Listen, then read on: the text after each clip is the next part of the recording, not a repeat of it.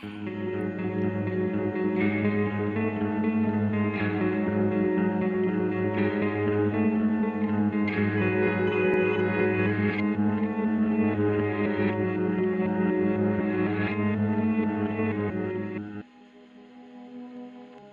guys, welcome back to Spooky Tuesday, a weekly podcast where we're breaking down all of our favorite slashers, thrillers, monster movies, and black comedies on the new scariest day of the week. I'm Cindy Thompson. I'm Monica Haidt. And I'm Chelsea Duff. And baby, baby, baby, it's Pride. It's still Pride. And it's not just any Pride, it's trans Pride here at Spooky Tuesday. Fanfare, fanfare. Woo! Woo! Yay! And before we announce today's movie, if you're on YouTube, you might be able to guess it right away because I think we look pretty. I think you'd know. If you see it, you'll know. We want to remind you that this month, all of the proceeds from Spooky Tuesday are going to be donated to different trans organizations. And specifically, we are doing a fundraiser for Transgender Law Center. Hell yeah. And hell yeah. And the fundraiser is doing really well as of right now. We have got, what is it, $577, I think, dollars that we have raised, which is really, really cool. And this is before our donation. This is just donations from y'all, the listeners. So thank you so much. And in case you want to get in on that magic, it's happening on our Instagram, instagram.com/spooky_Tuesday. That's where you can find our fundraiser. Also go to spookytuesdaypod.com. Our fundraiser is right there on the home page. Just scroll down until you see the trans flag and you'll be like, whoa, I'm there. It's crazy. But in case you're like, what the fuck is that? Transgender Law Center, why do I care? Well, let me tell you. Here's what it is. Transgender Law Center is a trans-led organization with a variety of programs advocating for trans people to be able to freely live their lives as who they are. One aspect of their work is their impact litigation, which focuses primarily on combating anti-trans laws and policies in the United States. So it's a really cool organization. We're really excited to be supporting them this month, and we would love you to join us. And also, if you're like, oh, I wish I could, but I can't donate right now, if you become a patron, if you listen to the podcast a bunch, all the patron proceeds this month, they're going to trans organizations. All of our ad revenue this month going to trans organizations. So you can help just by listening. So do it to it. Feel like you're doing something. You are right now. If you're hearing this, you're doing something. Wow. Amazing. Be extra nice and listen twice. I'm just saying. Oh my God, it rhymes. So it must be done. But anyway, that's the spiel. And now we're doing a movie that I'm so excited we're doing this on the pod. I didn't know that we'd ever cover this on the pod because it may be, to some, out of the bounds of a horror movie. But I think it's a rather horrific in many ways. Correct. It's definitely a sci-fi movie. It's got thriller energy, okay? It's an action epic if I'm looking at the IMDb hashtags right now. So we can do it if we want to. And it's by the wonderful, magical... okay, so Chelsea, you always say it different than me. Is it Wachowski or Wachowski? I say Wachowski. I think And you I say Wachowski. And I guess it's one of those things where it's like, this is what I know in my heart to be true, but sometimes what I know is not accurate. So the way that you say it makes me really always quickly. feel like I'm saying it wrong. But we're anyway, we are doing 1999's action epic, The Matrix, by Lana and Willie Wachowski or Wachowski, depending on if you're Monica or Chelsea. And I'm gonna just go right into the log line while Chelsea figures out how to say their name. A computer hacker discovers that his life is nothing more than an elaborate simulation run by an evil AI. They're just cut right to it. So yeah, pretty straightforward. You think it's just about that. You think that's already a lot to cut a slice into, okay? But there are so many theories, allegories happening in this movie. It is just, oh my God, it was absolutely wonderful to revisit this movie, and also horrific because I have not watched this in at least 7 years.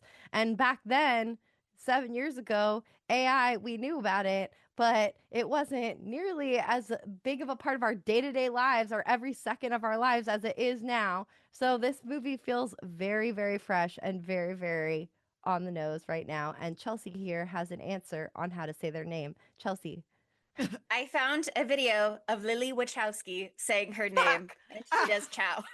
Whenever you say it, you felt like the way you said it made me feel like I was saying it wrong. So I feel like Sometimes was I like, come "Fuck." in with a lot of confidence, and it's very persuasive, but that doesn't mean it's accurate. So it's good that we looked it up, I Recently, think. Chelsea was famously wrong, and I told the thing that she told me was wrong to a bunch of people, and I'm not going to say what it is.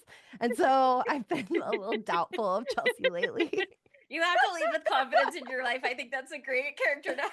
Yeah, it's so great. It's so I important to be like, and also this is a believe in fact that I know to be true. And I was like, I believe her. I trust her. That's 100%. my I think bestie. everybody knows that, Monica. She's saying it with confidence. How could she be wrong?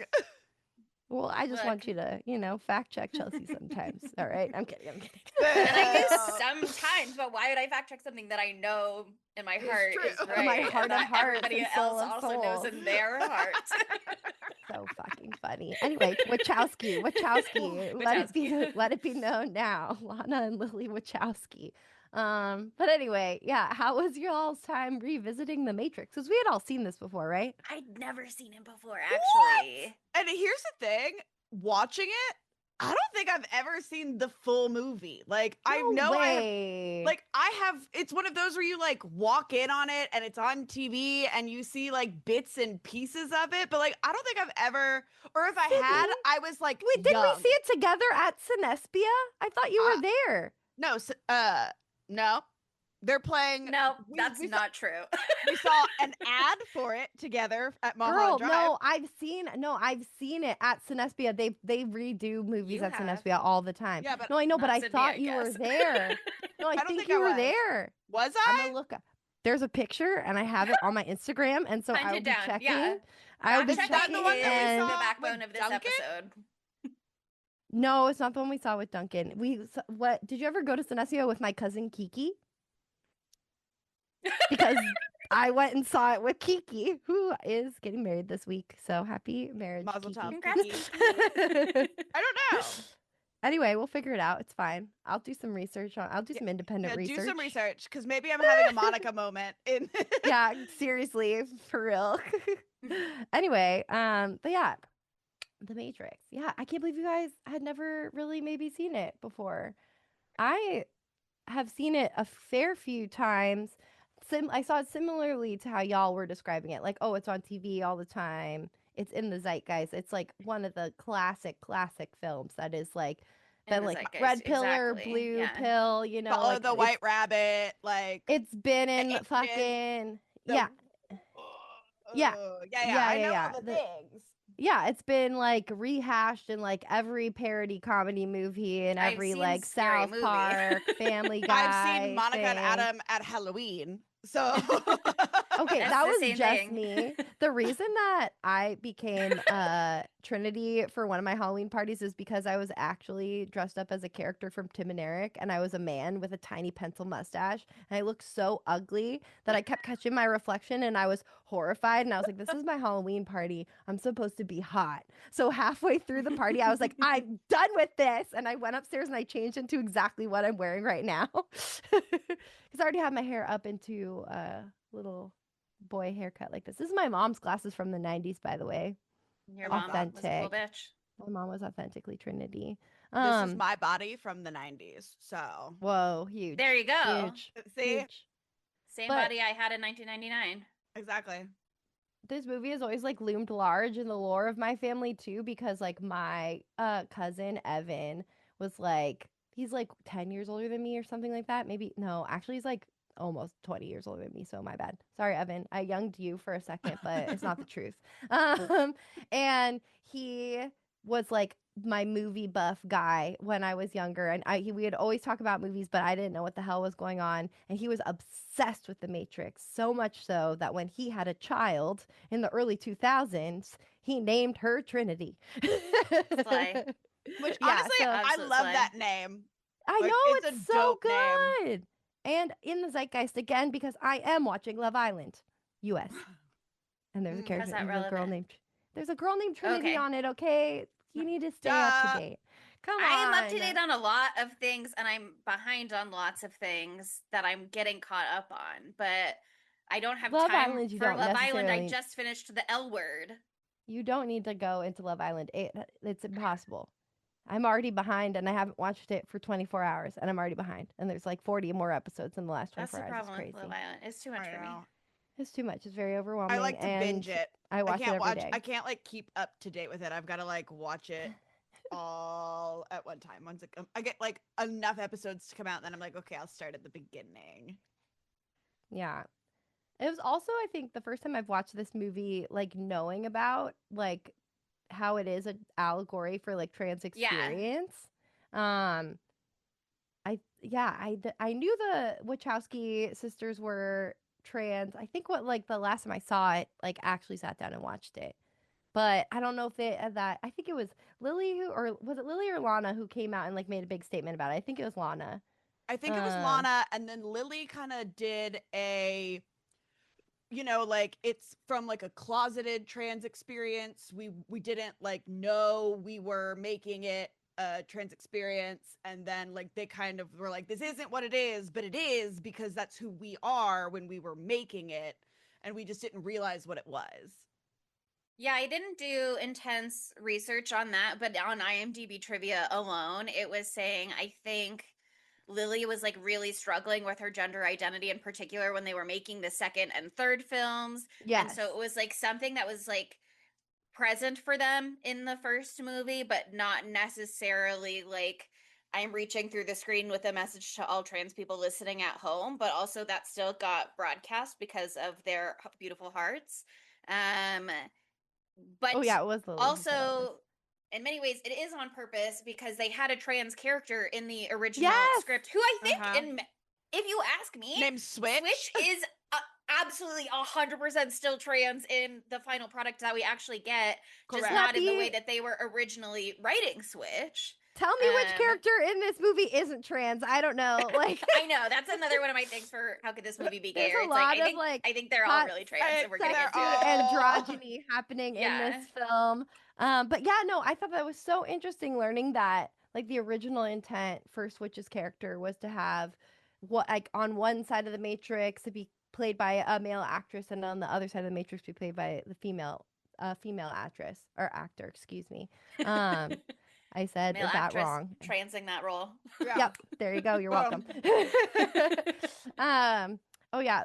Just like disclaimer, I'm like really sick right now. So if I say some stuff that doesn't make sense, I'm on like 15 different medications. So I'm really sorry, and I'm doing my very darndest. It's okay, Monica. Just like this movie, you can either take Dayquil or NyQuil. Yeah, powerful. I've actually been doing like the more powerful version where I'm on Sudafed, Mucinex, and like a shit ton of Advil at all times, and I carry this bag around with me that has that spray that numbs your throat. I love that so shit. if you see me squirting something in my mouth, that's what's happening. But I think that that's amazing that they intended to have a trans character in this, because like this is 1999, that was rare.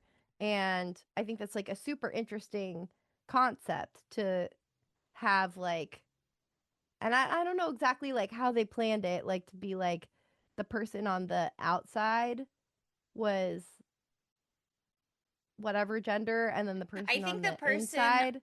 Yeah, on the outside was a man, and the person on the inside of the Matrix was a woman, I think was the plan. And so what they say though, which is kind of confusing, because didn't they say that like is what the way that you see yourself in the Matrix is like your mind's idea of what you look like? Well, here's my take on that. That conversation between Morpheus and Neo happens so early on when Neo is being introduced to the concept of everything, and it's like you woke up in the egg or the sac, the false womb, the Matrix, which Matrix means womb apparently. You woke up in the womb a naked adult man baby. But now we've plugged you in again, and we can imagine you in this other space, but you're showing up still the way that you have conceptualized yourself for so many years. Oh, and now we're introducing, it's like the residual, what was assigned to you originally in the Matrix, And now we're introducing you to the concept that actually, because the Matrix is a program, it can be bent to your will. So it's kind of like going forward, if he had wanted to change the way he presented in the Matrix, he could have. I think to some degree, it could be dangerous if the programs recognize that you are not of the program, which is kind of why they can't go around willy-nilly. They have to use their like phone system, and they have to still go through like the hacker language to be contacting new people. Yeah, you can be tracked. I think especially if there are like changes or disruptions to the Matrix, because that's how they catch on when things are changing too. It's like the glitch with the cat. But it's interesting. Switch could envision herself, however that version of Switch would have identified, however Switch wanted to present once plugged back in. Yeah. Okay. I don't think it's not like anti to the main thrust of the film. So. Okay, but also still works. If the Matrix is a womb, Matrix themed baby shower. Ooh, something to think about. That was kind of fun. And it's like, let's get rid of blue, let's get rid of pink, let's all do lime, green. Electric, green, and black. That's what I'm saying. Brat baby. It's so important. So important. You're gonna birth a brat regardless, so might as well just lean in. If I ever have a daughter, I want their first birthday party theme to be 365 Party Girl. So, and then we're gonna throw a baby rave. So cute. That's so funny. I love that. That's so Thank you. It's trademark. Don't steal it, people listening to my podcast. Or if you do, tag me in your photos. Yeah, if you give credit, that's okay. But I had a really good time researching this movie. I didn't do like quite as much as I wanted to because again, on my deathbed today, really having a rough time. You should have seen me like laying down dead with my laptop and my iPad, and I was like watching the movie while I was like trying to read things. It was really gross and disgusting. But I did read this one article on sci-fi that I thought was really cool. It's by this writer. Her name's Laura Dale. And it came out on your birthday, Chelsea. How wonderful. Oh, that's weird. This article came out on your birthday, and this movie came out on my birthday in 1999. It came out on March 31st. Anyway, that doesn't matter, but I'm a numerologist. I'm not. I just wanted to say that right now. Anyway, angel like numbers. Glitch just in kidding. The Matrix. It's interesting. It's interesting. But anyway, this article is called with Matrix. This came out like around when Matrix 4 came out, which was just Lana, right? Just Lana Wachowski was the director for that. No clue. I can say I have never seen any of the other ones with confidence. No, I haven't either. Oh, that's one that came out like recently. And apparently it's like the queerest one yet. But I have not seen it. So I wish I had. But anyway, all of this to say, Laura Dale, who wrote this article, is a trans woman. And she went through like the whole movie and like talked about how it made her feel and how it made her feel seen. And like there's a lot of articles that are about this like topic of like the trans allegory in the Matrix. But it was cool to read an article like from a trans woman who's like not involved with making the movie at all and was like, I watched it, I felt things, this is what I felt, and this is how I feel it mapped onto my life and what I've experienced. So I really enjoyed that article. It's linked in the show notes, so you should check that out. But it was really cool. And she pointed out something that I noticed right away too. It was the first thing I said when I watched this yesterday. The second word you see in this movie is the word trans. Yeah. Call trans opt received. Trans optional. Receive it. Receive that. And that's how the film ends too. It's like the last thing you see as well, which, you know, obviously is like code words things for stuff, but who cares? It says trans right there. So open your eyes, sheeple. It's in the text, literally. But yeah, I also really loved in this. She was so funny. She was like, The Matrix centers on the story of Neo, a shy, nerdy computer. I'm quoting, by the way. Shy, nerdy computer programmer who spends most of his time alone, socially isolated, messing around on his computer. I'm obviously dealing in some generalizations here, but as a trans person, I can tell you the number of trans people who end up in computer programming is certainly higher than the average as an anecdotal observation. No, 100%. Because I was thinking like the trans hacker is kind of a stereotype at this point because it's so prominent. And I mentioned have just finished The L Word. There's a trans character in that show as well. He's a trans man. He's treated like pretty horribly by the narrative, but it was still very groundbreaking, sure. like queer representation. And he is also in computer science. Oh my God. Yeah, it's so cool and like something that I never thought about before, and I think I just missed this because I didn't watch the movie as closely when I've watched it previous ones. But I like really thought that his name was Neo, and it is because he chose it to be. That's his chosen name. His hacker handle. I thought that's his hacker handle, yeah, and the whole thing with like that's his chosen name, and when he like has that moment in the film and he's like, no, I'm Neo, you know, it's like really powerful. Like that's his chosen name. And then like the establishment with it, which is the Matrix, which is like society trying to like hold him back. The agents, yeah, they refuse to call Neo anything other than Mr. Anderson, Mr. Anderson, Mr. Anderson, just trying to like reinforce like that like you are dead who name we say of you sorts. are. Yeah, you Thomas are what it Anderson. says on your birth certificate. Like that's like the vibes for it. So I thought that was cool. I didn't notice that before this viewing, and that's very, it's right there. It's so interesting I know you said that hadn't watched it since the Wachowski sisters started talking about how it is in fact a trans allegory.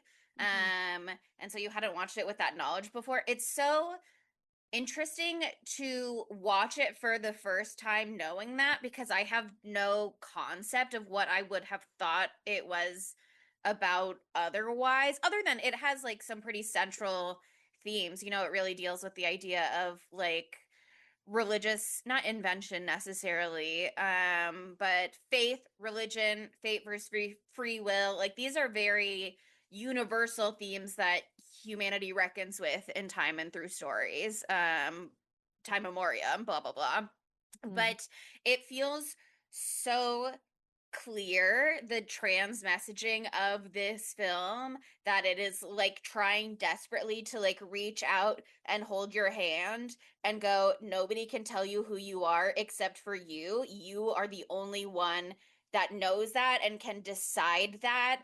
And whatever anybody else tells you, that doesn't change who you are and what you know. Like it feels so clear that it's like powerful. you are in charge of your fate and you get to decide who you are. And even if people tell you otherwise, that doesn't change what you decide and what you know. Like can't imagine how people perceived it originally without that being the message. You know what I mean? Do you remember seeing it for the first time and like well, I don't know. I mean, I think like the big takeaway that I had as a kid was a like existential dread. You know, because it was just like there's like always those people who are like life's a simulation, the glitch, blah blah blah blah blah. Like there's like apparently like everybody who was in this film had to do a bunch of like philosophy research and homework in order to watch this, and I was you explain to me the philosophical themes of this text and then you can act in it. Exactly, yeah. Apparently Lawrence Fishburne's the only one who understood this going in also. And he was like, why do you guys not understand? And he also really thought that the movie wasn't going to be made because it was too smart to be made. But like, yeah, for me, it was more like, yeah, there's definitely that part of it that's like, you have to believe. If you don't believe in you, it doesn't matter what anybody else says, you know? It can be taken in broader strokes, you know? I think it's really like beautiful as a trans allegory, but I feel like this is something that like but also anybody can relate to who has trouble like believing in their own ability to do anything, you know what I mean? But I think it's very pointedly a trans allegory. But anyway, I was mostly focusing on the whole like, oh my God, the whole world is fake and like we're all sheeple and we're not in control of our own destiny, Again, and this is so scary, like that kind of vibe. That's what I was Yeah. thinking about.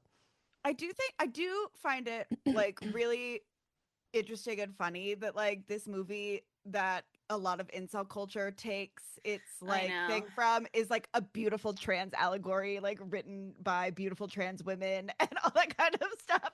Like I believe just in like the concept. the irony in that, you know, Yeah. like it's so like it's like if the red pill bullshit online bros Oh weren't my so God. miserable, it would be so fucking funny. I hate I that know. it's been co-opted that way. I believe in the concept of death of the author, where it's like what you get from the film does not necessarily have to relate to what the filmmakers are putting into the film, because Yes. every experience of watching a movie is a collaboration between viewer and storyteller, and all viewers are different because they all have their own individual backgrounds and experiences and perspectives. However, it is so crazy that such a culture has been built around people being like, the Matrix is about powerful Democrats at the top telling you you have to be woke, and actually you can opt out of that if you can even believe it. It's like, Did you if know? they think that that is the messaging of the film, what do they think now about what the filmmakers say the messaging of the film? Like, they're like, no, that's actually the Matrix trying to trick me. What do they think is happening? They haven't gone that far. Look, I take my little metaphor and I'm moving on, and don't follow me. Okay, I'm doing my own thing now. Well, Chelsea, it's really about Keller theory, and the red pill is for Republican, true. and so I don't know what to tell you. Blue is for the donkey. I don't understand how you're not getting this. It's right there. Something else I thought was really interesting. Back to the trans thing, real quick. Back to the trans thing. Back to the trans allegory. Staying on the trans allegory. One track mind here. No, we can talk about other things too, but just we're talking about the pills. A lot of people have said that the red pill, this is quoting again Laura's article, red pill could be an analog for, oh, this is hard to say, spironolactone. Haha, I think I said it right. An anti-androgen and little red pill prescribed to many trans women to help prevent the production of traditionally masculine hormones. The very hormones Neo's birth-given surname seems to reference to. He literally takes an anti-androgen to leave behind his life as Mr. Anderson. So, also, if we want to get really literal with it and be like, red is Republican, okay, red is actually a pill that literally suppresses male hormones. It's also great for treating acne. I know, that's what I knew it as. I was like, oh, tell me more. On that. And so it makes your skin beautiful because a lot of times acne, especially in women, can be like high testosterone or something like that. So it like helps lower testosterone production in your body. And did you notice Keanu Reeves' skin in this film after he took the pill? Gorgeous, beautiful. Okay, Keanu Reeves in this movie, gorgeous, beautiful. I will say, the little scene where he's going down the water slide gave you the ick. No, why did he have to be wearing little panties? Oh, I thought for sure that why maybe are I we saw just his dick being for born a second. and wearing little panties? I want nudity. Yeah, there should have been schlong. Yeah, I would have liked a tasteful dick shot. Okay, I'm just saying. As he gets shot out, just as laughing in the way. I can't say that I noticed little panties. I felt like the robot grabber claw hand coming down was very strategically placed so that we didn't see any nudity. You could kind of see his butt when he got lifted away. Well, when he shoots out the pipe, it's crotch first into the camera, and I don't know what I saw. And it's little panties. I was locked in. I was like, where is it? She's looking. This is our woman on the ground, okay? This is our reporter. She was on the front lines. She was looking for that thing, and she didn't see it. Okay, so I trust her. Didn't see it. Sad. Sad. It's really too bad. It's really too bad. Keanu, absolutely gorgeous in this, and also like perfect casting because if we're going again with this whole trans allegory, an androgynous man at this point in his life. Very androgynous looking. So it fits this whole vibe. And also, can you believe that this could have been Will Smith?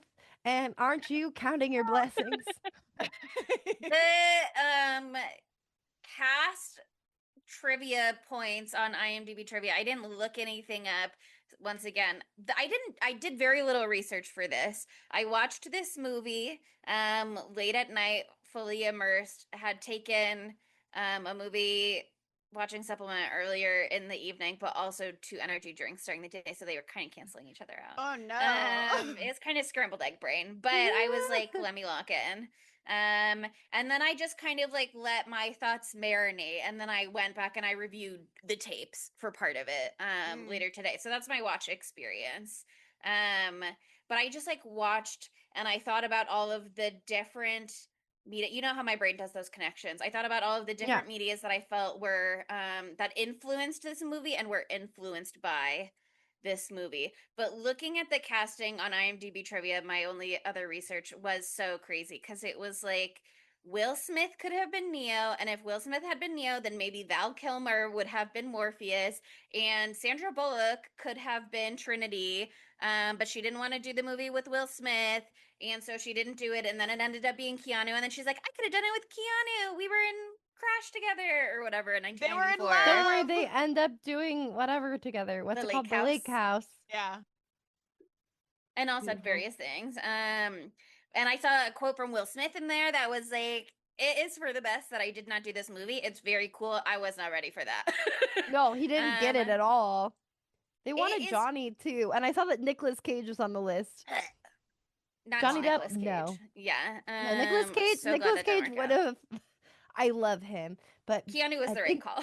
Things ended up where they should end up. Things ended up exactly where they should have, I feel like, because and it is interesting to see these casting possibilities where Neo could have been black and Morpheus could have been this older white man, because I felt like having the black man as Morpheus and a woman as Trinity, and how they kind of used that to be like, you didn't expect to see someone who looked like me. You thought a white man would be the ultimate hacker smarty guy to getting the thing. The Oracle being an older black woman who's giving grandma vibes. I felt like they really used that well within the final product of the movie to engage with your expectations of race and gender and presentation within society, especially as all of the like machine figures are white men in suits who are also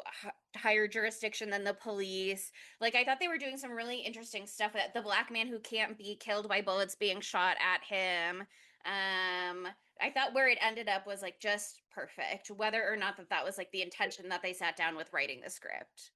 And I also am glad that they had Carrie Ann Moss, because I just think she's so amazing, and she was like not a total unknown. She'd like done a bunch of TV stuff, but I think she's just so great in this role, and I think it's good that it wasn't like all just like people that are famous actors, you know, because she's so incredible and she's so beautiful. I'm in love with her.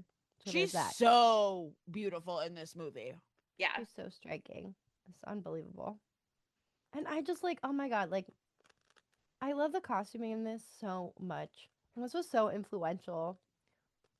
Like so many like designers and stuff were inspired by this movie, because like you watch it now and you're like, oh, like that was kind of how it was. And I was like, I think it kind of ended up being like that because of the Matrix. Like people were wearing the leather and stuff because of that. And the small glasses were already a thing, but and we were like really big. It was like 1999, know what I mean? Like the Y2K aesthetic was like dipping its toe in like really hard.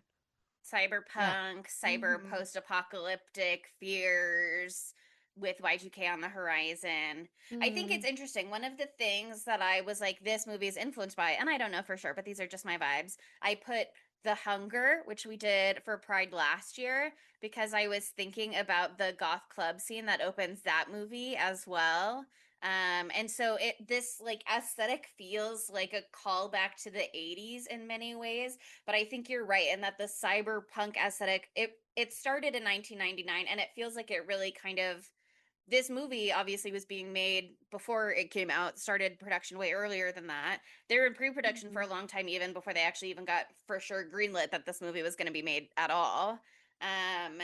And it feels like it set the trend for 100,000 things in 100,000 different ways because it was so influential in popular culture. It's so like penetrated every single sphere of popular culture. So powerful. Also, the other thing that I thought was fucking crazy pants about this movie. Where is it on here? I have it written down in my notes. Oh my god. Okay, the Wachowskis pitched this film with a 600-page storyboard. They literally hired they recruited underground comic book artists Jeff Darrow and Steve, oh god, Skroce? Skroce. I don't know how you say the CE. It makes me scared. Scroce. That's my guess. To draw a 600-page shot-by-shot storyboard of the entire film and then presented it to the executives.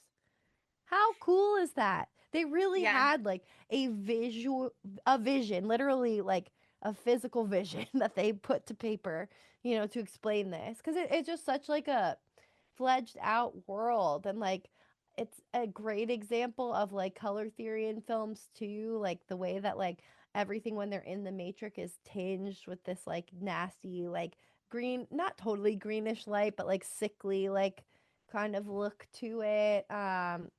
And apparently like later on when there's more in the later parts of the film, you see like not film, the trilogy, or I guess it's a quadrilogy. How do you say four movie? A four movie thing. That sounds right to me. Quadrilogy is now a word. Like they show Zion and stuff like that. There's like warmer, happier colors there, but like the palette is very different from when like they're in the real world and on what's the name of their ship? The Nebuchadnezzar. How could I forget the name of? It's biblical, but also Kanye West did a play at the Hollywood Bowl based on the story of Nebuchadnezzar, and I saw it, and it was the craziest thing I've ever seen in my entire life. And so whenever I think of that word, I think of Mo Bamba, because Mo Bamba played Nebuchadnezzar. No joke. Mo Bamba played Nebuchadnezzar in the Kanye West Nebuchadnezzar show at the Hollywood Bowl, and he missed his cue. Kanye West like read out loud. He was like, "And he spoke," and Mo Bamba was supposed to say something. He missed his cue. Kanye said it again. He missed his cue. Kanye said it a third time. Then he finally got his cue. And then Mo Bamba went, Mo Bamba was like, "Oh, God." Yeah. Anyway, so that's a side note about Nebuchadnezzar. The IMDb trivia entries about how this movie came together were super interesting because it was like they wrote a script, Lawrence Fishburne got it right away. A lot of people did not get it. They were like, this is interesting. How could you possibly make this a movie? So they kept kind of getting these questions kind of turned away. Their pitch was not being, they were like, this is interesting, but I don't know. I can't see how it would be a movie. That's when they were like, we need the storyboard because we have the vision, but these people can't lock into it until we show them what we're thinking. So that's when they went and they recruited those artists. Yeah, they recruited those artists, and then they came back with the storyboard, and everyone went, "Oh shit, this rules!" Yeah, and they got on board. But it is interesting because the studio was like, "This is really smart, but you have to explain everything actually to the audience," which is why so much of it is explained in the movie. But I liked that, and I thought it made sense. It was important. It's a hard one. Help it's hard me. To do. Help me get it the first time. It's hard to do a philosophy forward film. Okay, that everybody in the world's gonna like because people fucking, as we said, fucked with this heavy for forever. It's got an 8.7 on IMDb. Sorry, spoilers for later. Wow. But that's IMDb always has a really fucking low score. So I was like, damn, good. I'm glad that they at least like The Matrix. Oh my god. I can't believe that it could have been Will Smith. When I read that, I almost passed away. That could have been so bad. And he went on to get his revenge, okay? Because he did iRobot. And if iRobot ain't a bastardization of the Matrix in some ways. You know, it's also fighting AI. Very special. Yeah, there's so many things that it felt like this movie drew from, and so many things that so clearly drew from this movie. Mm-hmm. And not just like very obvious bullet slow-mo dodging, backbending kind of stuff, but like everything everywhere all at once feels like it really drew from this movie. The like plugging in of skills feels very much like the aspect in that movie where it's like they're reaching out to the alternate universe of version of themselves who can do that skill and accessing that mental space so that they can do it here in this world. Mm-hmm. Inception with the like you're in a dream, you wake up from the dream, you're in another dream kind of thing felt like it really drew from that. I watched We're All Going to the World's Fair when we were still finalizing our lineup, and I didn't know what I thought of it necessarily. I had some ideas, and then I watched The Matrix afterwards, and that feels really like it is in conversation with The Matrix now that I've seen it. I saw the Yeah. TV Glow has a similar thing of like you think you're in the real world, but actually the world that you think is a dream or that you think is like something else or that you maybe made up or that you saw on TV, that's actually the real thing. And you if you believe you won't die, but you have to do this thing that sounds like it's going to kill you so that you can access your true self. um it is really interesting with Jane Schoenbrun's catalog to feel like trans filmmakers were getting the vibe of this movie way before the rest of us and Mm-hmm. digesting it and spitting it back out and their own stories that are telling um different but related journeys. Totally. Totally. No, I can see it with the going to the World's Fair for sure. God, what an interesting movie that is. I know. Um, I'm so glad that now I have watched The Matrix so that if we ever do that movie, I have things to say about it. But I feel like it's kind of spoilery, so I don't want to say it now. Yeah, don't Um, spoil it. I haven't seen it. yeah. Um, but there's just a lot there that feels like they're holding hands. And even after covering Hellraiser last week, Hellraiser, I feel like we talked about how Jamie Clayton was in that movie as a trans actress, trans Pinhead was like in all the headlines when that casting was announced. Jamie Clayton has worked with the Wachowskis on Sense8. mhm. But again, that aspect of like there is more to the world than you think that you know, and enlightenment can be reached through transforming your body into being your highest self. Like it just feels like there's so much there that that original movie came before the Matrix, and the reboot that we did last week Yeah. came after the Matrix, and they're all just tongue kissing, I think. Yeah. And I think it also just like dives really deep into like how trans experience like we get to the end of the movie and we see how it can be like you reach this euphoric state that Neo is obviously reaching towards the end, and he has like reached his potential and believes in himself and believes in who he can be and all of that, but we also see like the pain along the way because obviously there's Neo's experience where you know he has the realization of what is actually going on. So like, okay, we can read it on its face, like, oh, he realized that the world as he know it doesn't exist. But also as a trans allegory, yeah, the world as he knows it doesn't exist. You know, he is not well, and I feel weird using he him pronouns for him, but like, you know, that is what That's the he space we're in for uses this in the movie. film. Yeah. Um he like he isn't who he thought he was, and now he has to figure out what that means for him, and he obviously has like really intense growing pains with that because it's completely earth shattering, 100% totally earth shattering. And again, like, I'm a cis woman, so like I can't totally understand this, but I think that that's why this movie is so amazing, because like it can really give you a looking glass into this experience. And then like Another person who's also like having had the same experience is Cypher. And like, you know, you don't necessarily read Cypher as a trans character, but if we're like just anyone who has like left the Matrix as like as an allegory of like going through this experience, like he finds it incredibly difficult and he wants to go back, you know what I mean? So it's just like really talking about like the real like difficult aspects of it, and then also we do get like the happy part at the end too. So like that's great because a lot of the times it's just the agony in any sort of like queer film. But I like that it shows like a spectrum of reactions to like this like earth-shattering experience that can be read as a trans allegory.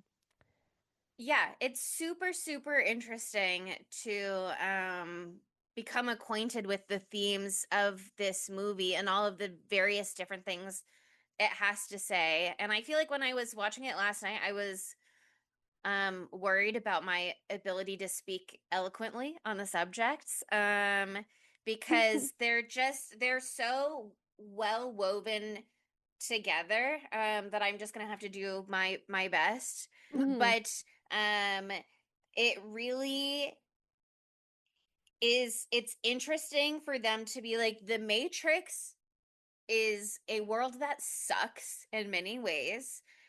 There's pain there. Yes, the machines let you have goth raves. That's nice. But there's pain And there. There are unhoused people living in subway stations there.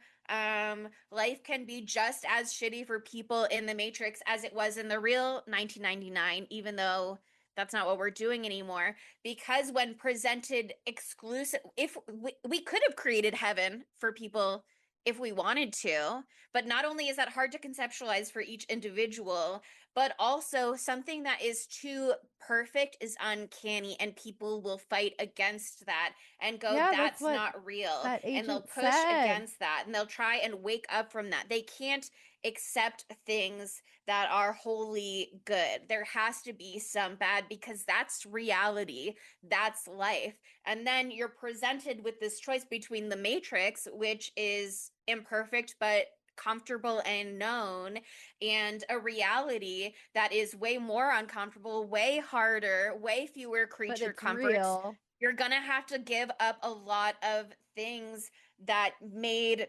your imperfect, maybe even terrible life bearable in the Matrix, to be your true, authentic self. But once you know the truth, or once you're who you are, even if you want to give that up and go backwards, there's no real doing that. And that's one of the things that really makes me think about I Saw the TV Glow, is Mhm. Justice Smith's character is like, that's not me. I'm not doing that. Not like Jack Haven's character fully buys in and is like, I am going to be my true self, and I want to. I. It's almost like Jack Haven's character comes back and is like, do you want the red pill or do you want the blue pill? Yeah. No. And Totally. It's Justice just like Smith's that. character is like, I am taking the blue pill, and don't come Don't near talk to me. me But again. there are the Yeah. scenes at the end where he is just screaming. It's like, even if Agony. you choose to live the life that has the path of least resistance or more familiar comforts, that does not promise a good life either. It's just, it's so interesting. There was an IMDb trivia point, that I kind of, it's sad, but I kind of loved it, that said like, the Wachowski sisters at the time that this movie came out were asked like, would you take the red pill or the blue pill? And they were like, we would take the blue pill, which makes sense because they Fuck. weren't ready to No. publicly come out and reckon with their It own was gender like identity and talk it was about that like with the 10 public more for many years more almost. years.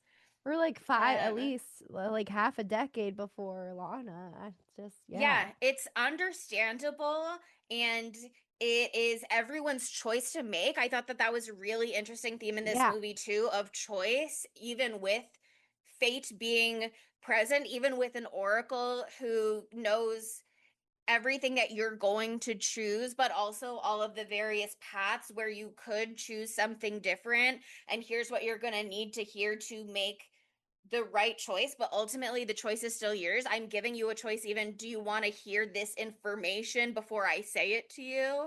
Um, before she even tells him about Morpheus and Morpheus's fate and how Morpheus is going to die for Neo because Morpheus believes that Neo is the chosen one.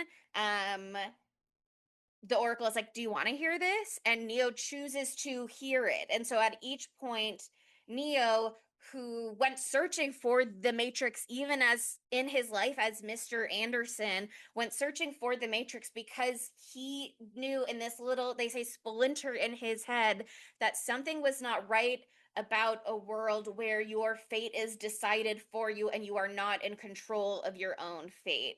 He went searching for a greater universal truth that meant your life is in your hands. And at every step of the way, he chose to buy in and he chose to further that journey until he got to that point of enlightenment.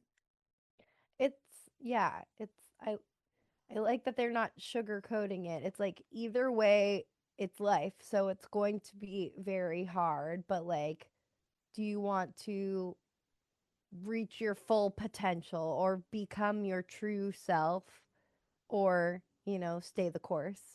And it's a difficult fucking choice to make, obviously. Um, I think they handle it really, really, really well in this movie. It's really powerful. That's why it's still relevant, like 30 years later, almost 30 years later.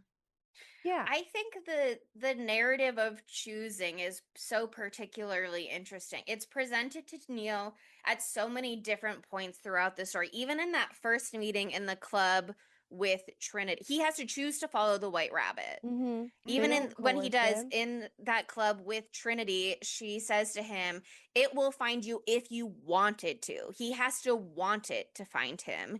He has the meeting with the Oracle, and she tells him, "You're not the one," so that he can choose to be the one when the time comes. He's not the one because he believes that it is fated that he was the one. He is the one because he makes that choice. She even says, authentically believe it. yeah, she even says, once you leave this meeting, don't worry about this. You're going to forget about everything. You're going to feel so much better. By the time you finish the cookie, it's as though this, she doesn't say it's as though this will all be a dream, but that's kind of the vibe.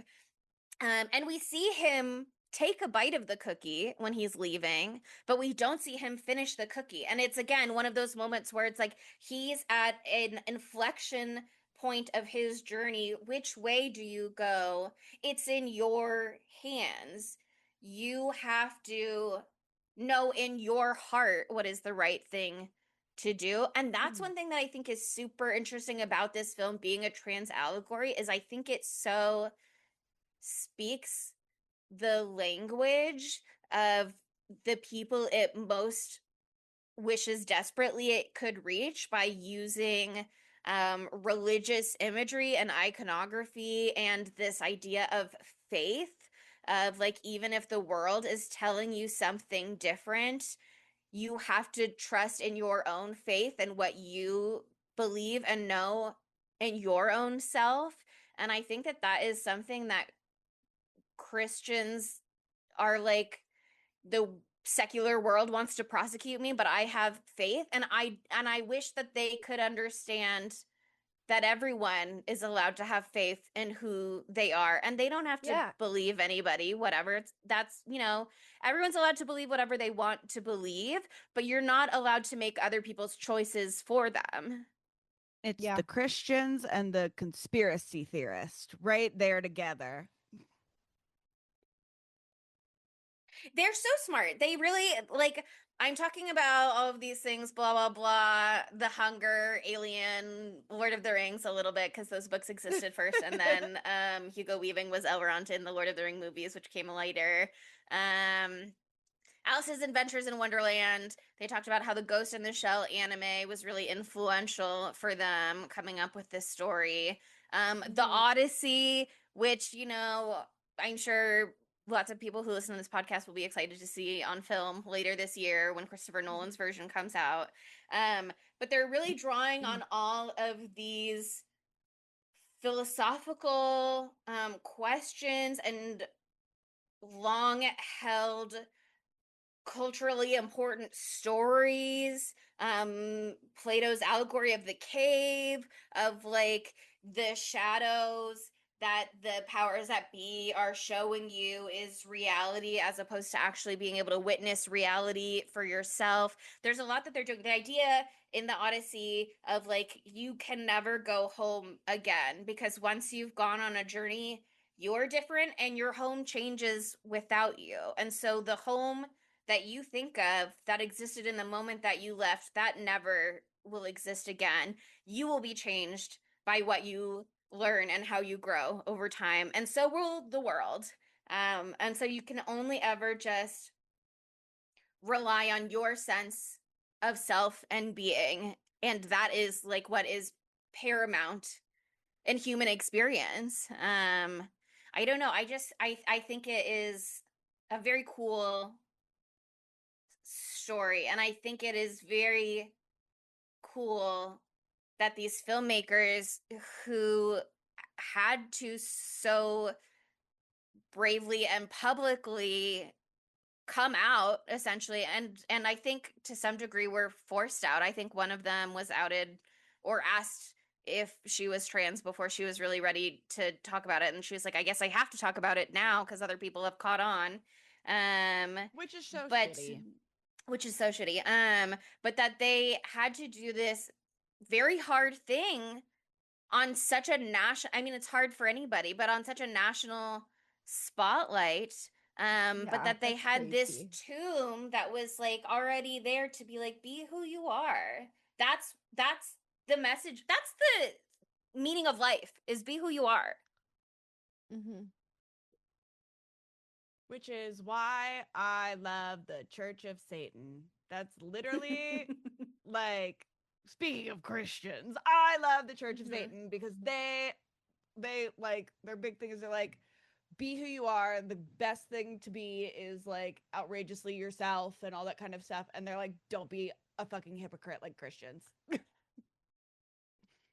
Yeah, I watched Assassination Nation, which is also not one of the movies we're covering, but I watched that. And that is a somewhat unpleasant movie to watch. But it has a lot of interesting things to say in it as well. And it's very political and it's very current. It's very of the times, even though it came out a couple of years ago now. But you know, now that we're back under another Trump administration, it is once again incredibly relevant. And that movie really reckons with the hypocrisy of these standards of society, and how even the people who uphold these values and beliefs can't possibly live up to them themselves. But they have grace for themselves. They have absolutely no grace for anybody else. I when we did Planet of the April, I did some research on how Planet of the Apes was just like a very formative, influential text, both within horror but also science fiction.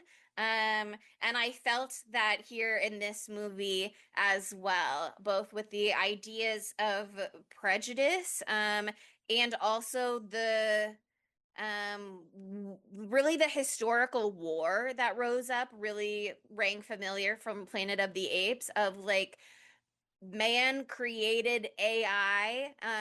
AI started to take control. Man said, I would rather destroy the fucking planet than let you have it. And so they nuked everything, thinking that that would be the thing that stops it, but actually that is what allows for the greater takeover and for man to be run underground, as the machines control the worlds above ground. I don't know. I just felt like I was glad to have that basis seeing this movie. And I just love the way that you can see art influencing art.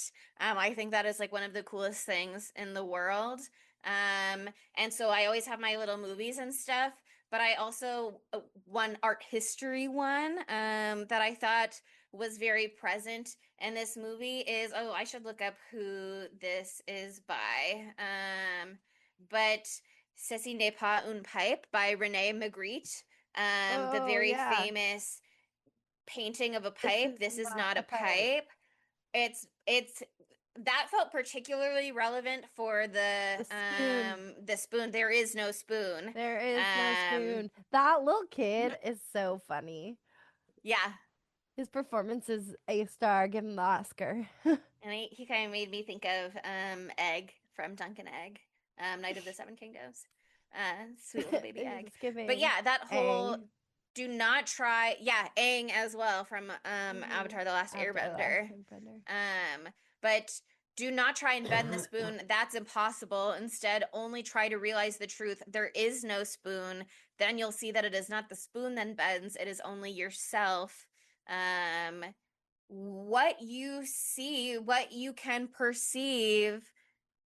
First of all, it's like the Wheaties conversation when they're eating the gruel or whatever. It's like, who knows that what I tasted and thought was Wheaties? Who knows if that was even what Wheaties tasted like anyway? First of all, the machines were the ones programming that, so who knows if that they got it right at all? And also, I don't know that what I perceive of something is the same way that you perceive something. They could be completely different. We would never know. And so once again, I just have to trust my own perception because that's the only thing that I can ever have is mine. Chelsea has so many big thoughts today. I don't know. It's so interesting to just like I tried to just watch it last night on Vibes. And actually, let me just be super honest with you about the way things played out last night. I want to know. Because honest. it's been kind of Monica is sick. I've had a lot of stuff, blah blah blah. Like I said, I had 2 energy drinks yesterday because I was in the car for 6 hours, and then I got home and I was like, I'm gonna relax. I'm gonna take a movie watching supplement, and then the movie started buffering, and so I got busy doing something else. And then I looked up and it was 12:30, and I was like, this movie is 2 hours and 16 minutes long. It's too late to start. I'm just gonna have to wake up, watch it, think about it all day. It'll be like Mulholland Drive vibes, where a year from now I'll see this movie again and I'll be like, let's do it a second time, because now I have more thoughts than I did before. But then because I'd had 2 energy drinks, I could not fall asleep. And so at like 2 in the morning, I was like, fuck it, let's just watch it now. And so I was up until like 5 in the morning watching this movie. Chelsea! And I kind of recommend it actually. Is the thing. Yeah, Jesus, you're in a liminal space. I know. That's the right way to watch. Yeah, no, that Chelsea makes was sense. walking through the mall and it's already closed down watching this movie, basically. Well, that was my thing. I was like, I wrote so few notes last night. The only things that I wrote down last night were Cecily and Pound Pipe and some of my influenced by and influenced. And I was like, I'm gonna go watch it one full time through tomorrow, and then I'll write 1,000 notes, and I'll remember every thought that I had this time for sure. No, because one of my thoughts that I'm remembering now is Backrooms feels influenced by this movie. And this concept of this other space. Is it real or is it not real? What does it mean? Blah, blah, blah, blah, blah. What can we learn from it? Etc. I don't know that I got that movie, but it feels in conversation. But watching it again a second time, it was so interesting to really focus in on the dialogue and be like, here is what is being communicated with this dialogue. Here's what he says, and here's what it means actually. He's talking about the splinter in the brain, and I wrote Morpheus. It's like he's saying there's something in you that knows that something is not right, that drives you to seek answers and truth and information so you can decide for yourself. There's one question where he says, if you die in the Matrix, let me see if I can find it in my notes. If you die in the Matrix, if you're killed in the Matrix, you die here.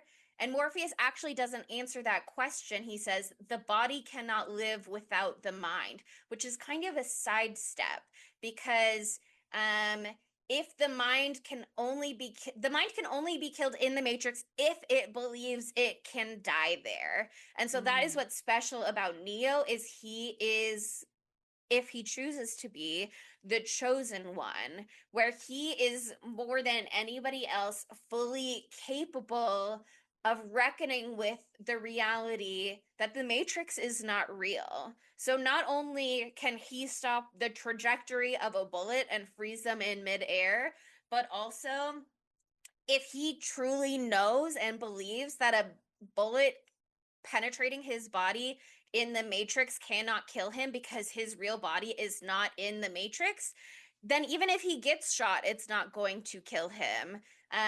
It's like, if you die in the Matrix, do you die in real life? Only if you are not fully subscribed to the idea that that is the Matrix. Once you have like unlocked that knowledge, and it's hard, you know what I mean? It's so hard in that moment to not have a reflex, an immediate reaction of what you feel, even if it's counter to what you ideologically know. But if you can fully embrace that knowledge, you can't die in the Matrix at all, because that's not you. That's not real. No, there's no, it's not real, so there's no ramifications. But like, it's kind of reminds me, it's not the same thing at all, but like, when drunk drivers get into car crashes, a lot of the times they're okay because their body is like super loosey goosey or whatever. So you get what I'm getting at. It's just like they're not if you believe it's real, you're primed for the pain and you're primed for to potentially die. So like a person who's not inebriated would be like tensing to protect themselves in a car crash, and then they get more injured because you're tight, and it's easier for like, you know, muscles to snap or whatever, or bones break. But like if you're just completely releasing any of those reactions, which is what Neo's really doing here, he's like, well, yeah, you're gonna shoot me, but it's not gonna do anything. Or like he's like, those bullets are spoons and they don't exist. Actually, the bullets are spoons, and also spoons don't exist. Did you know? Can you die in the Matrix? You sure can. Do you die in real life? You die in the Matrix? That's kind of up to you, girl. That's really your call. But it is hard to either train yourself hard enough to get to that point, or be the chosen one who maybe has that knowledge innately stored away somewhere within him, but has to learn how to access it. I don't know. I just think it's super interesting, and I also just think it is interesting in general. There's so many silly little things throughout this movie that are not so serious, where when Cypher is looking at the code and Neo is like, you understand that? And that reminded me both of like becoming fluent in a new language, where it's like at some point you stop translating what you're hearing, figuring out what you want to respond with, translating the back into the other language, spitting it out. It's like, it's just fully fluent within you. You don't have to think about switching between one thing to another. But when he's explaining that, he says, all I see is blonde, brunette, and redhead. And it's like, he's looking at porn. Yep. He's looking at porn, and then Mouse later is like, do you like my woman in the red dress that I designed? I can set up a more intimate meeting with her if you want. And then Switch is like digital pimp, and it's like, yeah, they're doing freaky sex stuff in their simulations, you guys. They're like getting AI wild in there. AI porn. It's a whole thing. It's a whole thing. It's opened up a whole new can of worms for what's ethical. I don't know that I knew that this movie was even about AI. As soon as the movie started, obviously I was thinking about AI a lot. And with then they the say whole AI. Yeah, and then they're like, oh, by the way, let's and get it was into AI. it. And I was like, oh, okay. Because even before then, they're presenting you with the themes of like, we want you comfortably distanced from the realities of the world and living in this bubble that we have created for you of what information you are allowed to see and what you are allowed to perceive, and what we tell you, don't look at that, just ignore it, don't worry about that, because maybe that's fake anyway. It felt very much relevant to this moment currently, and the way that the powers that be, political figures, influential people in the tech world, um, the media, is like the way that there are real people. These are not um, powerful systems on their own. These are run by people who are making decisions of what we can report on, what we can tell you, the way that we report on things, the way we go, AI is already here, girls. There's no use fighting it. Hop on board or get left behind. And it's like, actually, no, we don't have to do that. We could just not do that. And I'm choosing not to do that. Yeah. Me too. Wild that they were like so ahead of the curve with the AI crap. This is why Adam's been freaking out about this for years. They've been freaking about this since the 90s. Truly. And now it's here, and it's not quite that bad yet. Yet. But it can only get worse from here, quite frankly. Mm-hmm. It was IMDb trivia had one entry that said one of the things that they did to kind of lean into the artificial intelligence narrative and presentation is sometimes in the big crowd scenes in the Matrix, they like hired twins to come be on set. And so it would be like, here comes this guy, and oh, here's this guy who looks exactly like him, but who is a different person, to kind of mimic the way that AI is pulling from a limited data set and can only create what it is fed on, as opposed to anything new or infinite. I thought that was interesting too. That's awesome. I love that. Also, like, just from like a purely like no thoughts perspective, like as a child, as I was as a child watching this film, it's fucking sick as shit. Like all the like fucking fighting when they're flying around in the dojo and all that shit. It's so cool. It looks so cool. It looks so fucking sick. It holds up. I love 90s CGI. I love 90s CGI. It is so good. I'm sorry. It has that je ne sais quoi. It's just got something delicious to it. It's better than what we have now. All of the times when you like get zapped into the like Matrix text and it's like blah, blah, blah, blah. Awesome. Made my brain go crazy. I am on a lot of medication right now, so maybe that's part of it. But I was like, whoa, this is nuts. And it's like actually so fun to watch. Like you see so many realistic things, and then you're like, no, actually, this was peak. Yeah. Yeah. It was crazy to realize that scene with Trinity frozen in the air about to do her kick or whatever. I did not know that was the first fucking scene of the movie. I always assumed that would be like part of the climax. Opening. That's like moment one. Powerful. They Powerful said, we opening. Gotcha. I did not. Shocked to see that. Powerful. She's everything. She's literally everything. And also, okay, like let's talk about the love story aspect of this too.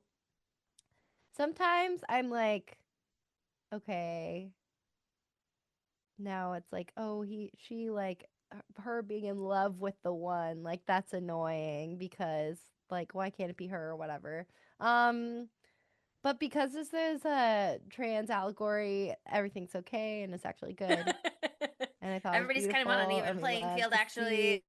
A queer love story. It's not so gendered the way that the Lego movie got criticized for doing that same trope of experienced woman comes to train new dummy who's fresh and beautiful to the world and is the real chosen one. And it's like, why can't she be the chosen one? It's like, well, yeah, no, it's all fine. And but I do like, hey, okay, Lego movie. Also took notes from this. But I don't know, I thought that scene was really powerful when like Neo was dead because he had been shot so many times, and she's like, no, you can't be dead because I finally have accepted the fact that I'm in love with you and you simply cannot be dead. And her love, I'm in love with you, which means that you are the chosen one, which means that it is not possible for you to die. I love that. Wake the fuck up. You can't unlogic that logic. It's correct.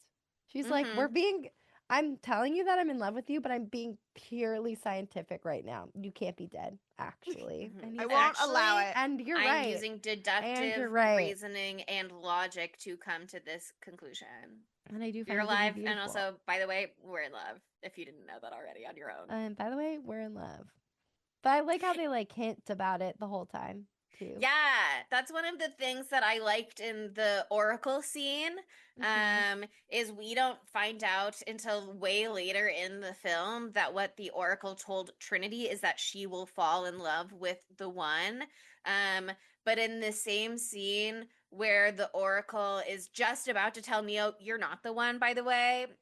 Morpheus is wrong. You're not the one. Let him off the hook." She says, "You're cuter than I thought. I can see why she likes you." So she already knows that he is the one and that Trinity is going to fall in love with him if she's not already in love with him. One of the very first lines in the movie, I think, is Cypher and Trinity talking, but they're off screen. We just hear their voices. And Cypher says, "You like him, don't you?" And is like, "Do you believe it's him? Do you believe it's not him?" She says it doesn't matter what I believe because she hasn't chosen yet. She has her own free will again. She hasn't chosen yet to believe that he is the one, to accept that she is falling in love with him, to choose to have love for him. That comes later, but even when he is freshly woken up inside the real world, and she brings a little tray to his door, Cypher's like, "I don't remember you ever doing that for me." It's like she liked him from the beginning. Yeah. Maybe she didn't love him yet. Maybe the She love liked took a him minute, the but... moment she hacked his computer and said, "Wake up!" Mm-hmm. Wake up. It's beautiful. It's beautiful. And I love when he stops all the bullets and he's like, "Bye, bitch." And I love when he jumps inside of the bad boy agent's body and like blows him up. That shit was fucking gnarly. Agent That was Smith. gnarly. Apparently, Agent Smith's car has the license plate IS5416, referring to Isaiah 54:16 from the Bible. And that line is, "Behold, I have created the smith that bloweth the coals in the fire, and that bringeth forth an instrument for his work. And I have created the waster to destroy." So I thought that was, I thought it was just really interesting the way that they were engaging with all of these different texts, including the Christian Bible. And I've thought, I don't know about every episode, but I have thought throughout Trans Pride of this quote that went viral online, that is from Julian K. Jarbo's book, Everyone on the Moon is Essential Personnel, but they also tweeted the quote, and the tweet went viral, and it went viral on Tumblr, it went viral on Reddit, blah, blah, blah. But the quote is, "God blessed me by making me transsexual for the same reason he made wheat but not bread, and fruit but not wine, because he wants humanity to share in the act of creation. I am only doing the good works here on earth as intended." Wow. And that whole book is kind of about I love that. queer theology. So I'll link that in the notes, and it's worth. I haven't read the book, but so I'm cool. definitely interested. I didn't even know it was a book until I went to find that post again. Yeah, I'm only reading queer books this month, so maybe I'll add that to the repertoire. Cool. But yeah, I mean, I think it is such a powerful quote, and like one of the big arguments about allowing transgender people to be who they are is like, that's not the way you were made, or that's not natural, or whatever. And it's like, a lot of things are man-made and of man creation, and there certainly is a lot that you're willing to accept and that you're willing to buy into. And I don't know why this is where the line is. God gave me free will. God gave me the ability to choose who I am and to change myself and to present the way that I want to. And you have that same choice, and you're also using it, by the way, just not in the exactly the same ways that trans people are using it. But again, it's just like, you want to believe in free will, and everyone has it. So let other people use it. Yeah, I totally agree. Piss me off. Piss me Piss me off. You know what's a great line in this movie? Something that brings me joy. Neo, this is Loco. I died. Can you believe that Stephenie Meyer was influenced by this film? She was like, "Oh my Violet, and god." also, yeah. Jacob said say that. Jacob said say I that. love That's that. exactly where Yo, this where the came hell have you from. been, Loco? Okay. Dead. Ugh. That's so funny. I know there's a lot to discuss, but are we ready to move to our Segmentos. Should we share the final monologue before we Yeah, go? sure. Do it. Okay. This is when Neo at the end, fully enlightened, is reaching out. This is truly the moment that is like reaching a hand out to the audience at home watching Yeah. this film to be like, by the way, you could be like me, because he says, I know you're out there. I can feel you now. I know that you're afraid. You're afraid of us. You're afraid of change.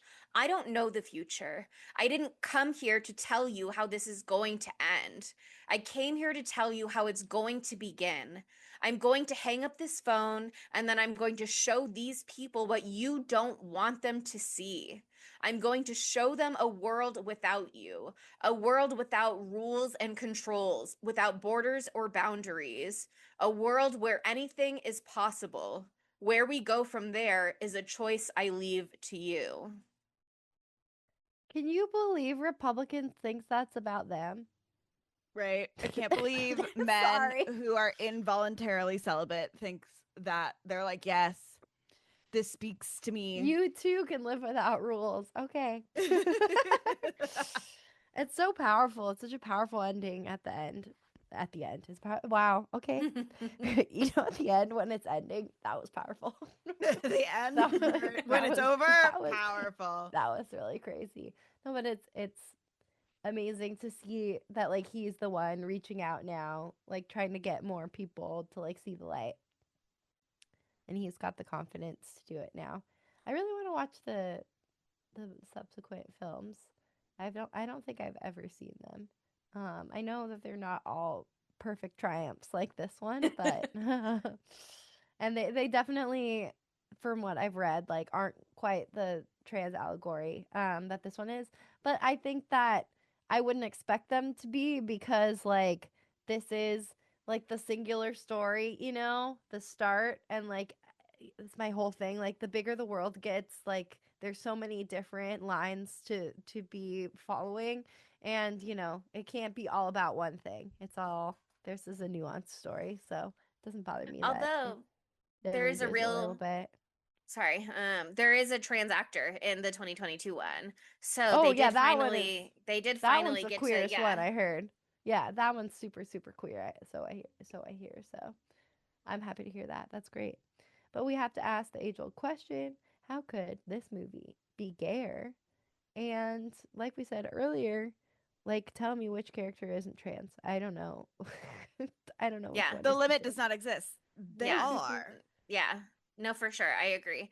But I do want to give a shout out to Switch once again because Yes. like I said earlier, they had this vision for Switch that they didn't get to put in the film, but nonetheless, Switch in the finished product of the film appears so genuinely gender ambiguous upon introduction that not only was I like, that's a non-binary character in my queer reading of this film, but I was like, I don't even know that I am supposed to know the gender of this character if they're Yeah. And buying into the they're binary. never gendered. And then Switch is wearing a crop top at one point that is giving binder to me. And then later in the Matrix again, Shift is wearing a skin-colored tank top that gives them the appearance of being shirtless underneath an open blazer. And so to me, I was really like, this is really non-binary, gender ambiguous slaying. Yeah. Yeah. They're so gorge. And also giving androgynous beautiful energy. Mouse? Come on. Like, just look at Mouse, okay? There you go. I loved Mouse so much. I remember the Yeah. first time I saw this movie, I was like really devastated when he's shot 10 billion times. So I just really liked him as a child. Yeah. And the brick wall, when it appears to be a brick wall behind him. And it's like, this changed. They took my Yeah. exit. Yeah. So scary. There were It's so really many more characters in this movie than I expected. They got a whole team. Yeah. Tank. That's a trans person as Oh, well. I love Tank. Tank's Okay, cute. that was what I thought was one of the really great moments as well. Is Agent Smith says, or Cypher is like, if Neo's the one, then there'd have to be some kind of miracle to stop me, right? From unplugging Neo. And it's like, yes, there is a miracle, and it's that you thought you killed Tank, but Tank is miraculously alive and stops you. And so once again, the choices people are making are enforcing that Neo is the one, but these are people choosing to take action. Totally. Choosing to fight through the pain of being zapped by the zapper machine. And his brother was just killed. Mhm. So sad. That was so sad. Yeah, no, that was incredible. I love this cast. It's so beautiful. And Cypher, he's a dick, but he's really good at it. Just saying. Just shout out to him for being really good at playing skeezy, nasty ass characters. It's really good. His mustache is gross. He But everything knows about that him. this steak is not real and that it is just the Matrix telling him it's juicy, delicious, but also can't go back to eating gruel. He's like, just put me back in, make me forget. Oh, but also if you can make me rich, maybe an actor? Question mark. Little silly. So funny. So funny. Okay, that brings us. Oh, sorry. Any more gay thoughts? So many more gay thoughts. Matthew Lillard.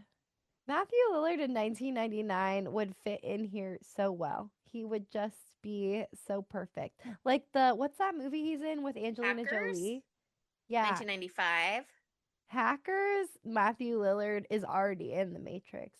Like Mhm. you can't tell me he's not in there somewhere. He's He at the would have goth club been for sure. He's He's actually in in it. Zion already. no, Yeah. he would have been the guy who, when like after at the beginning, right after we meet Neo, and they knock on the door, and he gives them the little thing. He could have been that guy. Yes, because that guy also has the line where he says something about "You're my savior, you're my own personal Jesus Christ." I would love to hear Matthew Lillard say that. Powerful. Think of all the fan cams we could have with that little snippet. Wow. Love that. People Walking in on that. people And gotta then I be just ready. love that he's like buying illegal software and then his goth girlfriend is getting on him and then they're like, come to the club with us. Come to the club. So good. Okay, so he's already in it, so that's perfect. Easy. Our job is easy. Dumb bitch. It's Cypher. Yeah. It's Cypher. And also Agent, whatever the fuck. I don't know. I don't remember his name. What was up with Smith. him, by the way? Smith. Agent Smith. He was like he was interesting too, because he was kind of like going beyond the bounds of what the AI was supposed to do, because the other agents were like, what are you doing? I thought that was interesting. I don't really know what I think about that, but you notice that part where he was like all up in Morpheus's face and he was being like super vindictive and stuff.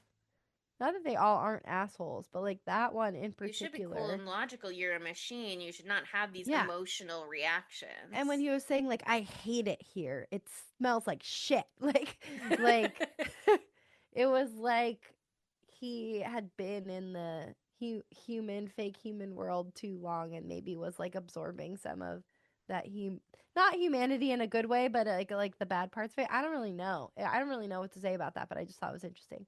He sucks too, by the way. Put him on the list.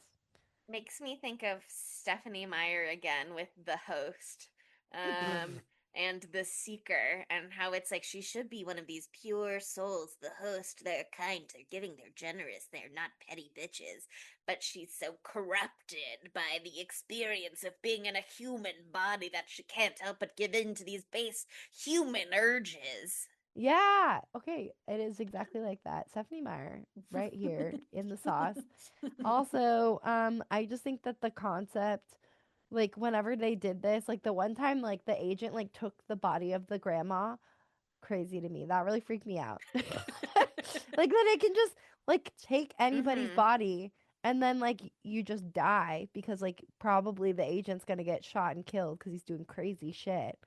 Like Maybe get imagine being like reassigned.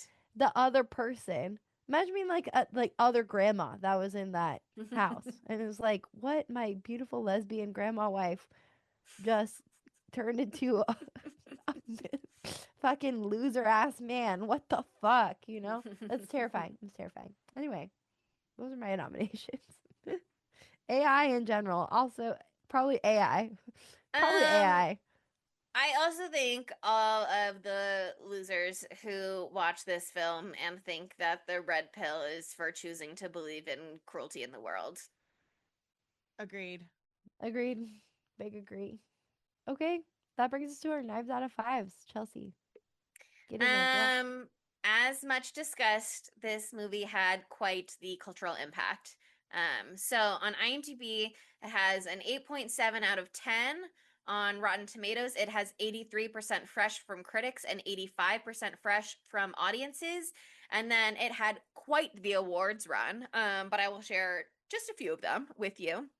At the 2000 Academy Awards, the Oscars, um, it didn't do like a full sweep, but it did it did do a full sweep of the original 2000 Oscars run, and then it got nominated for some other 2022 something for the Oscars. I don't know. I'll get to that in a second. But it won Best Film Editing, Best Sound, Best Effects for Sound Effects Editing, and Best Effects for Visual Effects. And then there was some sort of 2022 Oscars cheer moment or whatever. I don't really know what that is. But Neo's bullet dodging backbend, it said, was nominated for that award in 2022. But back to its original reception, also at the 2000 Blockbuster Entertainment Awards. Hell yeah. Because I know that this movie went triple platinum at every single Blockbuster across the country. Oh, baby. It won Favorite Actor for Action Science Fiction for Keanu Reeves. It was nominated for Favorite Villain for Hugo Weaving. It won Favorite Supporting Actor Action Science Fiction for Lawrence Fishburne. It was nominated for Favorite Actress Newcomer for Carrie-Anne Moss at the 2000 Grammy Awards. It was nominated for Best Soundtrack Album. Sydney, sound off about your favorite song in the movie. Dracula by Rob Zombie. Slay. That is slay. It is to this day one of my favorite songs to do Pilates to. It just goes so fucking hard. Like it is so good. It's so good. Mm-hmm. When you sent that text earlier, I didn't understand it at all, and I misread it, and I thought you just like non sequitur were talking about a doll from Monster High, and I was like, Draculaura. Yeah, I was like, yeah, Draculaura does. Yeah, slay, she's crazy hard. But why are we talking about that, girl? I was like, okay, go off, Sydney. I know you love Monster High. I do love Monster High. I know that's your thing, girl. So that's funny. That's so I just fair. saw drag and just like deleted all the rest of it, and it was just Dracula. But yes, it was nominated for Best Soundtrack Album at the 2000 Grammys, and then most importantly at the 2000 MTV Movie and TV Awards. It won Best Movie. It won Best Male Performance for Keanu Reeves. It was nominated for Best On-Screen Duo for Keanu Reeves and Lawrence Fishburne. It was nominated Breakthrough Female Performance for Carrie-Anne Moss. It was nominated for Best Action Sequence for the rooftop helicopter scenes. And it won Best Fight for Keanu Reeves and Lawrence Fishburne. And I have to assume that that is the scene in the dojo where they are putting his training to the test. And it's just so fun the way that they were like, what if everybody knows Kung Fu? I love that. That was like so of the time, though. Know what I mean? Like, It was sick. It was fucking sick. Apparently, one of their whole things coming up with this movie was like, we're tired of thinky movies having no action and action movies having no thinky. So we're doing both. Put them together. Thinky Kung Fu. Can you handle it? And they were all like, I can handle it. But they just, not everybody got the hidden secret messages until later. I'll go first just because I'm going to be short-winded because my throat hurts. 5 out of 5 for me. This fucking rocks so hard. It's so good. It's so beautiful to watch it like with this queer perspective now. It's like really life-changing and really informative and just really adds so much to the movie. And again, like I said, it's just also like really fucking sick as fuck and really cool. And I feel cool when I watch it, and I feel cool when I wear these little glasses, and it made everybody feel cool when they watched it too. And I think that's powerful. I think that's very important. And yeah, it's just really like literally just like a very important film. And it's cool. I just love this trans lens of reading it. I just love it so much how it really enhanced an already perfect movie to me to like god tier. So slay Wachowskis. Sorry, I've been saying it wrong, girls. Yeah. One thing that you texted us that I do just want to comment on, you were like, it is so weird to see their dead names in this movie at Oh pop up God. at the end. It is so weird. I was like, I don't even know that I knew their names before they were Lana and No, Lily. I just didn't. knew that they were the Wachowskis. And It we was not my covered business. I was Bound, and like, it said that's it for at the end of boys. Bound. And Yeah. thank But I- God it's for queer people, and now I can fully lock in because, like I said, I'd never seen this movie before. I honestly feel very like blessed and grateful that my first reading of it is such a queer reading, because I don't know that I would have cared as much before, just being like the internet, AI or whatever, like back in the day. I feel very lucky to have such an informed perspective going in about what it is, because it just feels like such a beautiful message to me, knowing that. I feel like heartwarmed by the idea that there are so many people out there who are making art that at its core just wants to tell you that it is okay to be yourself, and that it is brave and strong and powerful, even if it might be hard, even if you're not going to always want to do it, even if some people choose not to do that. um Ultimately, just the message that ultimately only you can decide who you are. Like, I that just hits me right in my heart, and it is really beautiful to see this movie 27 years after it came out and be able to now appreciate all of the trickle down themes that reached all of these other different pieces of media that I love so much. Like, Everything Everywhere All at Once is one of my favorite movies of all time, and has a very similar message of like self acceptance, um and trying to connect as who you are with the people around you, and how hard and challenging that can be sometimes. And I saw the TV glow so much, and just like to see it's this movie's influence in all of these other pieces of media. I don't know. I love art talking to art, and I love to see the way that people have been touched by art and want to create art to reach out and make someone else feel less alone. really And so I'm just gonna hop on, and I'm also gonna give it 5 knives out of 5. Let's go.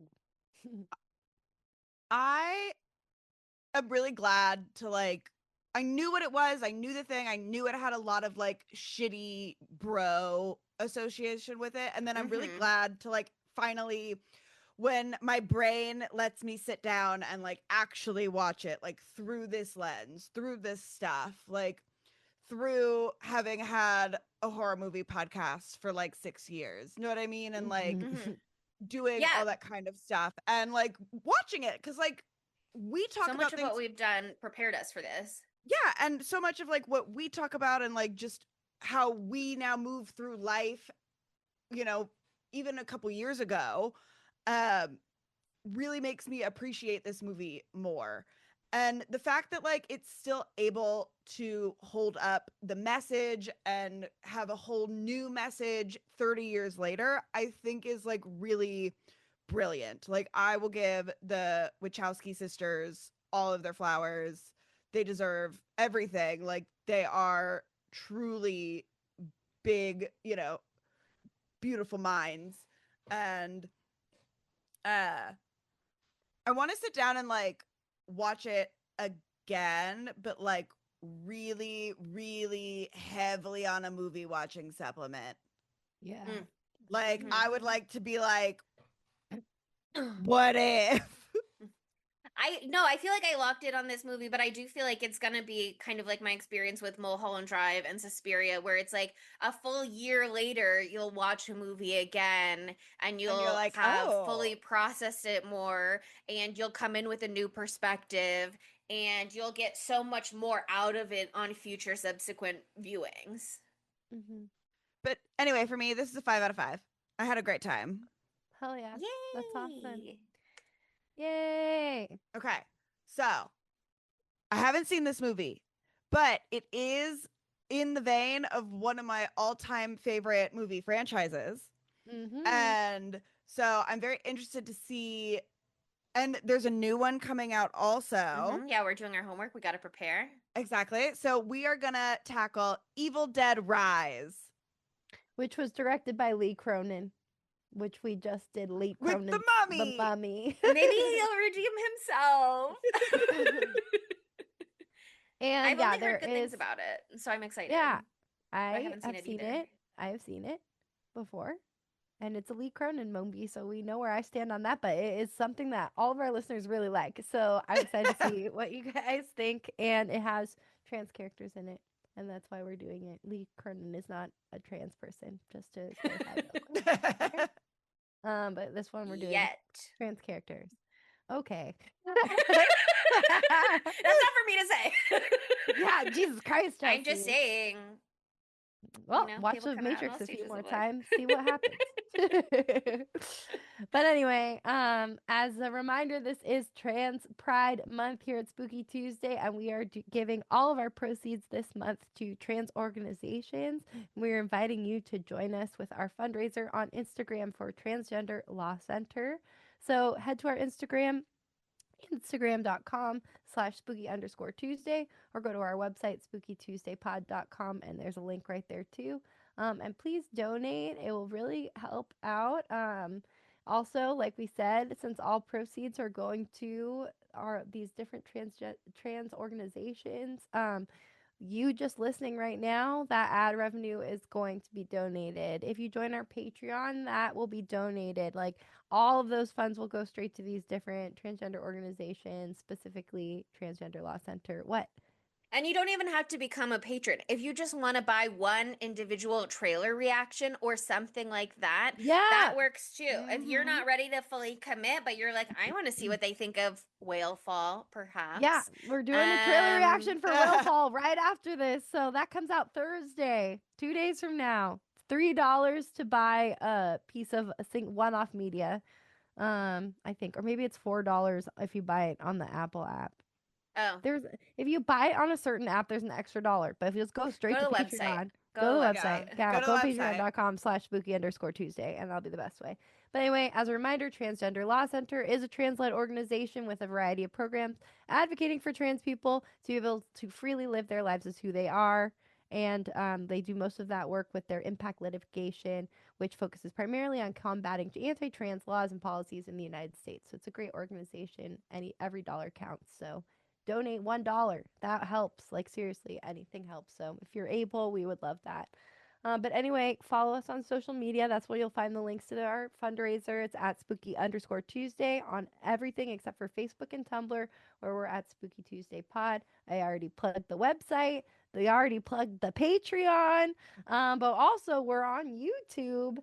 And my God, do we look very, very Matrix today. It's crazy. I'm Trinity. If you didn't know, this is my Trinity fit. And Chelsea today is just the Matrix itself. You know, what are you? She's showing her slag yeah, I tried to do some sparkly green eyeshadow. I've got a little I showed this to Monica earlier, and I was like, it's like the agent. She's like, you want to be the agent? And I was like, no, it's green, and I'm doing it's kind of a hybrid thing. I'm just kind of bringing vibes. She's Brat, is what she is. And it looks good. And Sydney is the agent. Yeah, there we go. Sydney's the agent, actually. Agent Smith. She's the reflections that are powerful metaphors in this movie. It's once again, it's not what you see, it's what I present to you. Exactly. So yeah, check us out on YouTube. You can see all of that. And I pretty much thought I got out of screen the whole time I was having my coughing fit, but then I realized for part of my face was in the screen. So if you want to see me like tears streaming down my face, me coughing up a lung, there's an opportunity for that on our YouTube page. So you check that out if you're a fucking freak. But anyway, thank you guys so much for listening. Thanks for listening, especially now during Trans Pride. And we love you. We'll see you next Tuesday. Bye, spookies. Spooky Tuesday was created by Monica Haidt, Sydney Thompson, and Chelsea Duff, and edited by Sydney Thompson. Our gorgeously spooky tunes are all thanks to Tamara Simons, who you can follow on Instagram at Great18. That's GR818_. And our podcast art is by Ryan Brom, who you can follow on Instagram at Ryan Brom Art. That's RyanBrommArt. Learn more about Spooky Tuesday at spookytuesdaypod.com and subscribe to our Patreon at patreon.com/spooky_Tuesday.